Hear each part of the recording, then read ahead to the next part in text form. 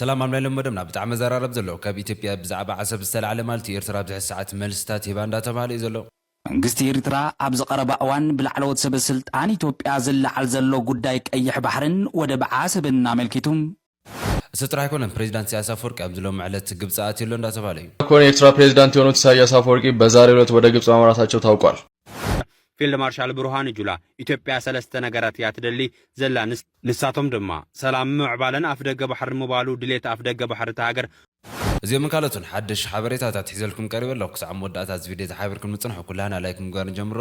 ንቐጽል أشمفتوا تعتدلتي مزوانا كنا تتحيز مالتي بزعبات صمدون استسرحوا سرحات تاتن مالتي اسمه راح استقر انترفيوني انت حدش نجرني ويك صمد كاوز جمرك انت هاي تسري حزبل حد نجرات انداول يزلس قاتلنا نسمعهم ناب صمدون مصا صمدو دارغا زحلف عمتيو الاو كوينو بدحريو فلاي مستصمدو تاساسيو بركزولو مبرهتات بمهاب بزعبات صمدون عمق زولو تنتناتات كابزبو ام ميديا قريبهم حدا افتقدميت زلخه ممربرها تخليقه صمدو فلايتنا حزب ركبات دحر مكيادو اب استفرالي خابطات معبالتاتو بزو اير انزلو ስለዚህ ገለገለ ሰባት ሓደ ሰሙን ተራእዩ ዝጠፍዕ ዓይነት አጀንዳ ድዩ ኢሎም ስኽፍታታቶም ይገልጹ እሞ ጽምዶ ዘለዎ ኩነታት ክፍለጥ ይኽእሉ ዘለዎ ሁሉ ኩነታት ምርአየሲ እቲ ኩነታት ተኣፋፍሪ ይኮንዶ ድሕሪት ክምለስ ይኽእሉ ጥንቁቕ ተሓዛ የድልዮ ድዩ ዝተፈለየ ተሓዛ የድልዮ ድዩ ዝብል ምርኣይ ገዳስ መስለኒ ዝተፈለየ ተሓዛን ጥንቃቐ ዝተመልኦ ኣካይዳን የድልዮ ብናይ ዝኽልቲ ህዝቢ ርክብ ንምንታይ ተልካኒ እዚ ህዝቢ እዚ ብጣዕሚ ንምግላጹ ዘሰክፍ ኩናት ዘካየደ ህዝቢ እዚ ህዝቢ ኣብ መንጎ ማለት ነዊሕ ዓመታት ተፈላለዩ ፀንሐ ዝመርሕዎ መንግስታት ከዓ ካብ ደማዊ ውግእ ጀሚሩ ሕማቕ ስምብራት ክፈጥር ዝኽእል ናይ ፖለቲካ ውግእ ናይ ፕሮፓጋንዳ ውግእ ሓሊፉ ዝመጽእ ህዝቢ ስለዚ ኣብዚ ዘሎ ህዝቢ ንምቅርራብን ናብ ንቡር ንምምላስን ዝግበር ፖለቲካዊ ጻዕሪ ዲፕሎማሲያዊ ጻዕሪ ከቢድ እዩ ጥንቃቐ እውን የድልዮ ማለት እዩ ስለዚ ክምለስ ስለ ዝኽእል ምጥንቃቐ የድልዮ እቶም ንሰሙን ተራእዩ ድዩ ገለ ዝብል ዘልዕልዎ ጥንቃቐ የድልዮ እዩ ብዝብል ይወስዶ ስለ ዘለኹ ጥንቃቐ ዘድልዮ እዩ ዝብል እምነት እዩ ዘለኒ ዘን ጽምዶ እንታይ ዝብል እቲ ክውቅዕ ዝተደለየ ሽቶ ውቂዑ ኢለ እየ ዝኣምን ሕማሙ ሰሪሑ ኢለ እየ ዝኣምን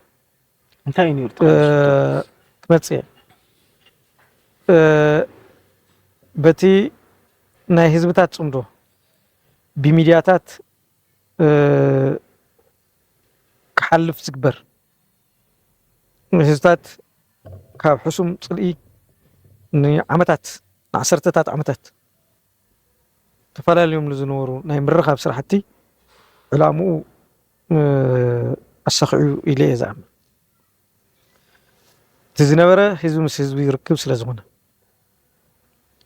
ህዝቢ ምስ ህዝቢ ርክብ ጥራሕ ዘይኮነስ ኣብ መንጎ ክልቲኡ ህዝብታት ዘሎ ሻቁለት ዘይፈጥር ሎሚ መጽኡ ክዕፍነኒ እዩ ናብዚኣ ዘወርተ ኢለ ብጥይት ኩቃዓየ ሓዘን ይኹን ደስታ ቤተሰቡ ጓልን ወድን ዝተዋሃብኡ ከም ዘለዉ ክንፈልጥ ክንክእል ኣለና ብሰንኪ እዚ ድሑር ፖለቲካዊ ኣተሓሓዛና ነዚ ጉዳይ ኣብዚ ነፍቲን ዘይካየድ ዝነበረ ተኻይዱ ኣሎ መሊኡ ክሰፍሕ ዘለዎን ክዓሙቕ ዘለዎን እውን ምስ ውዕሊ ኣልጀርስ ተተሓሒዙ ኣብ ባይታ ማዕለዊ ዘይተገበረሉ ግን ህዝቢ ዝተፈናቐለሉ ኩነታት ናብ መረቦቱ ክምልስ እውን ገይሩ ዝዓሙቕን ዝምላእ ነገርን ክህልዎ እዩ እናተዘራረብካ ስለዚ በዚ ደረጃ እዚ ዕዉት እዩ ድሕሪ እዚ ብዛዕባ እዚ ይኮናን ክንዛረብ ዘለና ኢለ ዝኣምን ኣነ ድሕሪ እዚ ናይዞም ህዝብታት ህልውና ኣብዚ ምልከት ንኻሊእ ኣካል እንተይጎድኡ ግን ንህልውንኦም ንኽልቲኦም ህዝብታት ከጥፍ ዝኽእል ፖለቲካዊ ሓይሊ ክህሉ ከሎ ፖለቲካዊ ኩነታት ክህሉ ከሎ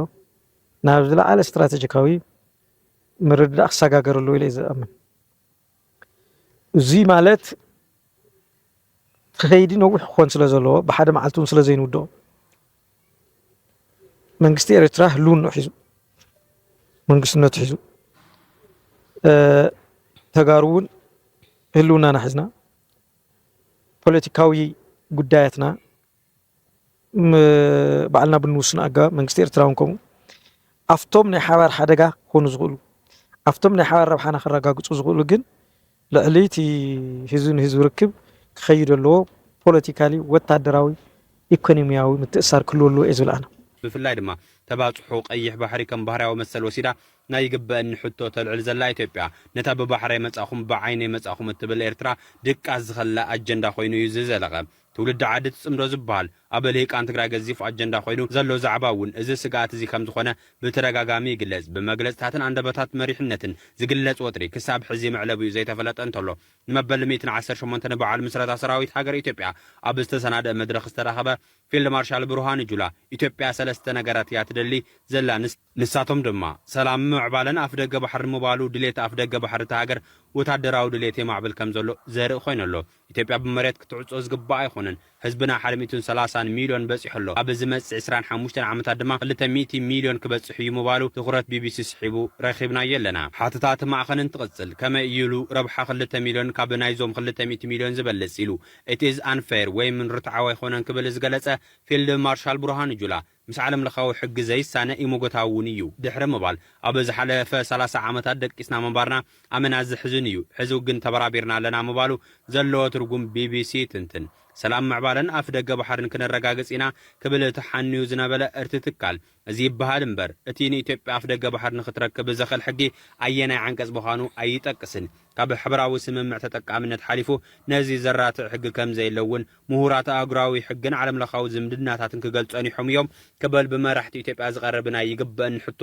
በቲ ካሊእ ኩርናዕ ዘለዎ ሚዛን ኣብሪሁ ራን ኢትዮጵያን ኣብ 1993 መተሓላለፍን ኣገልግሎት ወደባትን ስምምዕ ፈሪመን መንባረን ዝዝከር ኮይኑ ቀደም ክብል ኣምባሳደር ዓንደ ብርሃን ወልደ ጊዮርጊስ ነዚ ብዝተፈላለዩ ሰበስልጣን ማዕኸናት ዜናን ኢትዮጵያ ዝቐርብ ሙጉት ኣመልኪቱን ዝቐረበሉ ሕቶ መሊሱ ነይሩ ክብል ዘዘኻኸረት ማዕኸን ዜና እቲ ኣምባሳደር እቲ ዝበሃል ክንድዚ ኪሎሜትራ ካብ ባሕሪ እንተርሒቓ መሰላ ኣለካ ዝብል ሓሶት እዩ ክብል ምንጻጎ ብሪሁ ኤርትራዊ ኣምባሳደር ኢልዎ ክብል ቢቢሲ ከም ጸብጸቦ ኣበየናይ ሕጊ ኣሎ እዚ ካበይ መጺኡ ናይ ፈጠራ ትረኻ እዩ ከምኡ ዝብል ሕጊ የለን ኣብ ዓለም ካሊእ ኣፍ ደገ ባሕሪ ንኢትዮጵያ ሕላዊ ገድነቱ እዩ ዝበሃል ኢትዮጵያ ብዘይ ዋንነት ኣፍ ደገ ባሕሪ ሙሉእ ህይወታ ጸኒሓ እያ ስለዚ ዋንነት ኣፍ ደገ ባሕሪ ንኢትዮጵያ ግድነት ኣይኮነን ብዘይ ኣፍ ደገ ባሕሪ ንዝነውሐ እዋን ዕድሚኣ ጸኒሓ እያ ድሕሪ ምባል ምስ በዝ ሕዝቢ ተኣሳሲሩ ንዝቐርብ ሙጉት እውን ኣምባሳደር ዓንደ ብርሃን በዝ ሕዝቢ ሓንቲ ኣፍ ደገ ባሕሪ ዘይብላ ሃገር ኣፍ ደገ ባሕሪ ክትውንን መሰለ ዝህባ ኣይኮነን ብኩሉ እቲ ዝፍብረኽዎ ዘለው ታሪኻዊ ይኹን ሕጋዊ መሰረት የብሉን ምባሉ ሓቢሩ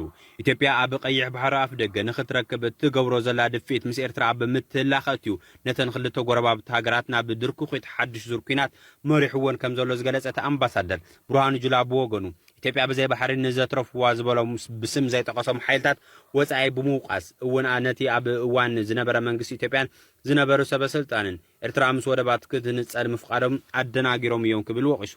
እቶም ን67 ዓመታት ሰሪሖም መሬት ተኸቢብና ክንተርፍ ዝገበሩና ጸላእቲ ስሩሖም ቀጺሎም ኣለዉ ንሕና ሰበስልጣን መንግስቲ ማለቱ እዩ ጌጋ ፈጺምና ምስቲ ኤርትራ ክትንጸል ከላ ኣብ ዝነበረ መንግስቲ ኢትዮጵያ ማለቱ እዩ ተሓባቢርና ክንኸውን ንኽእል ኢና እንተኾነቶም ቀንዲ ወነንቲ ናይቲ ናይ ኢትዮጵያ ብመሬት ናይ ምዕጻው አጀንዳ ታሪኻዊ ጸላእቲ እዮም ክብል ተሰሚዑ እሺ ካዝ ማጻል ማለት እዩ ኣብዚ ማሕበራዊ ሚድያ ካብቶም ብጣዕሚ ዘራረብቲ ኮይኖም ዝዋዕሉ ማለት እዩ ፕሬዚዳንት ኢሳያስ አፈወርቂ ናብ ግብጽ ምኻድዮ ማለት እዩ እስኪ ብዛዕባ ሓደ ሓበሬታታት እንዳተሰማዕ ዝርከብ ዘሎ ብዙሕ ሰዓት በአሁኑ ሰዓት እንደተሰማ መረጃ ከሆነ የኤርትራ ፕሬዚዳንት የሆኑት ኢሳያስ አፈወርቂ በዛሬው ዕለት ወደ ግብጽ ማምራታቸው ታውቋል። ይህንንም ግብዣ ያደረጉላቸው የግብጽ ፕሬዚዳንት የሆኑት ፕሬዚዳንት አልሲሲ ናቸው ተብሎ የተነገረ ይገኛል። የኤርትራን ፕሬዚዳንት ለ5 ቀናት በግብጽ ይቆያሉ ተብሎ ይታሰባል። ይህን መረጃ ላደረሳችሁ ብዬ ነው። የኤርትራ ፕሬዚዳንት ወደ ግብጽ ገብተዋል በዛሬው ዕለት ማለት ነው። ብሩክ ነኝ። መልካም ቀን ይሁንላችሁ።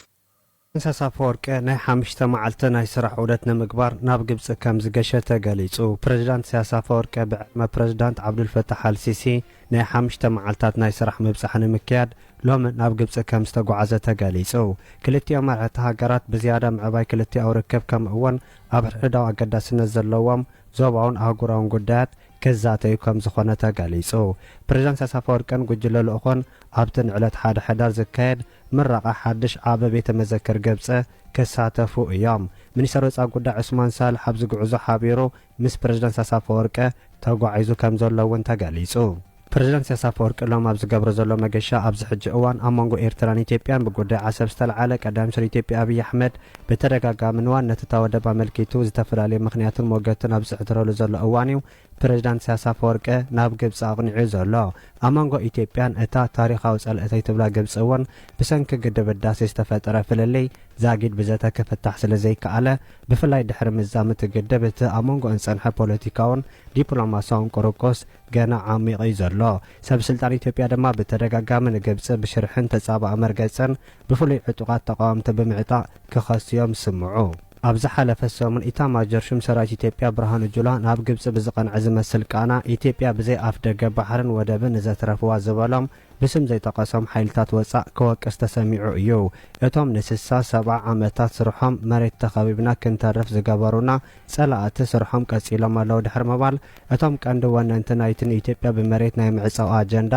እቶም ታሪኻዊ ጸላእቲ እዮም ክብል ተሰሚዑ እዩ እዚ ከምዚ ኢሉ እንከሎ እቲ ሰፊሕ ደገፍ ግብፅን ኤርትራን ከም ዘለዎ ዝንገር ብጀነራል አልቡርሃን ዝምራሕ ሰራዊት ካብታ ቀንዲ ምዕራብ ሱዳናዊት ከተማ ኤልፋሸር ብሓይልታት RSF ተደፊኡ ድሕሪ ምውፅኡ ኩነታት ሱዳን ኣዝዩ ኣተሓሳሳቢ ኮይኑ ከም ዘሎ እዩ ዝግለጽ ዘሎ ኣሽመፍቱ ተኸታተልቲ ናብቲ ዋና ሓበሬታና ክንሰግር ከለና ማለት እዩ ኣብዚ ሰዓት ከም ዝፍለጥ ብዛዕባ ኤርትራ ክለዓል ከሎ ማለት እዩ ኢትዮጵያ ብዙሕ ሕቶታት እናልዕለት ከም ዝርከብ ዝፍለጥ ኮይኑ ብዛዕባ ሓሳብን ብዛዕባ ባሕርን ማለት እዩ ነዚ ከዓ ማለት እዩ ኤርትራ ኣብዚ ሰዓት ዝኾነ ይኹን ይምፃእ ድልውቲ እናብለት እያ ትርከብ ዘላ መልስታት እንዳሃበት እያ ትርከብ ዘላ ማለት እዩ እቲ ኤርትራ ናብ ኢትዮጵያ ዝተለኣኸ ዝወፀ መግለፂ መንግስቲ ኤርትራ ኣብ ዝቐረባ እዋን ብላዕለዎት ሰበስልጣን ኢትዮጵያ ዝለዓል ዘሎ ጉዳይ ቀይሕ ባሕርን ወደብ ዓሰብን ኣመልኪቱ ነቲ ኩነታት ዘመተ ምሕንፃፅ ኩናት ክብል ብምጽዋዕ መልሲ ኣውፅየሎም እዚ መልሲ እዚ ብሚኒስትር ዜና እታ ሃገር ኣይተ የማነ ገብረ መስቀል ኣቢሉ ዝተዋሃበ ኮይኑ ነቲ ብወገን ኢትዮጵያ ዝስማዕ ዘሎ ድምፂ ብዕሊ ከም ዝነፀጎ ዘመላኽስ እዩ ሚኒስትር የማነም ኣብ መግለፂኦም ኣብ ዝቐረባ እዋን ብወገን ላዕለዎት ወተሃደራውያን መራሕትን ፖለቲከኛታት ኢትዮጵያ ዝስማዕ ዘሎ ዘረባታት ንኤርትራ ዕላማ ዝገበረ ናይ ኩናት ወፍሪ ምዃኑ ገሊፆም ብፍሉይ ነቲ ብዋና ኣዛዚ ሰራዊት ኢትዮጵያ ፊልድ ማርሻል ብርሃኑ ጁላ ኢትዮጵያ መሰል ወደብ ብዘየገድስ ብሰላም ወይ ብሓይሊ ከተረጋግጽ ዝብል ዝሃብዎ መደረ ብምጥቃስ እዚ ዘረባ እዚ ንሰላም ዞባ ዘይሓስብ ኣሻቓሊ ክብል ኣስሚሩሎም ብተወሳኺ ነቲ ኢትዮጵያ ንወደባት ምጽዋዕን ዓሰብን ብመስመር ባቡር ክተራኽብ መደብ ከም ዘለዋ ዝተገለጸ ሓሳብ እውን ኣብ ድሕሪኡ ካልእ ስውር ኣጀንዳ ኣለዎ ክብል ብምግላጽ እቲ ጉዳይ ብቕንዕና ዝቐረበ ከም ዘይኮነ ፍሊጦም ዝኾነ ምትሕግጋዝ ቅድሚ ኩሉ ንኣህጉራዊ ሕግን ላዕላዊት ሃገራትን ዘኸብር ክኸውን ኣለዎ ክብል ድማ ኣጠንቂቖም እዚ መልሲ መንግስቲ ኤርትራ ዝወፀም ቀዳማይ ሚኒስትር ኢትዮጵያ ኣብይ ኣሕመድ ኣብ ፓርላማም ኣብ ዝሃብዎ መግለጺ ኢትዮጵያ ወደባ ሳእነትሉ ኣገባብ ብሕጋውነት ዘጠራጥር እዩ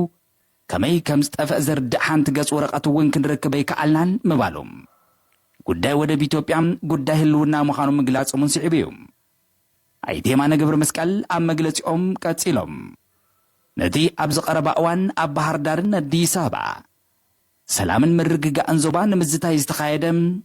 ጣና ፎረም እውን ብትሪ ነቒፎምዎ ዞባና ኣብ ቅልውላው ኣብ ዝኣተወሉ ሓደጋ ኩናት ኣብ ዘንጸላለወሉ እዋን ብዛዕባ ሰላም ምዝራብ ትርጉም የብሉን ዝብል ሓሳብ ብምቕራብ ነቲ ዋዕላ ከም ዘይተቐበልዎ ኣርዮም ኣብ መወዳእታት ሚኒስትር እውን ንገዛኢ ውድብ ብልጽግና ኢትዮጵያ እውን ብምውቃስ